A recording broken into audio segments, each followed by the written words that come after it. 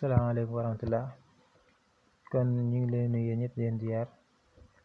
tey ñu ñëwaat ak yéen ci benn leeral muy façon écriture yi nga xam ne moom ci clavier WhatsApp. léegi tey dañ ci indi 3 rek. bu njëkk bi am na boo xam ne da koy tijjee étoile tijjee ko étoile mooy bu fekkee da nga bëgg bind bi rëy.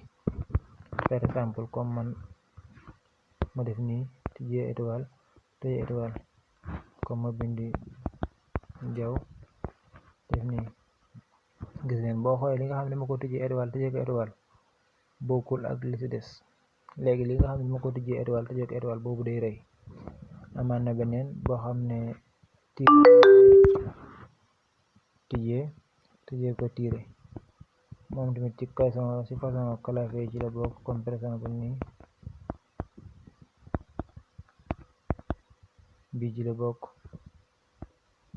am na beneen boobu tamit beneen tiire bi nga koy tijjee moom nga koy tijjee mooy tiire bi dafa ni tijjee ko fa mooy bi nga xam ne day am ligne bi ci digg bi. kon ñetti façon yi nii bokk na ci écriture yi nga xam ne dañ koy bindee clavier WhatsApp.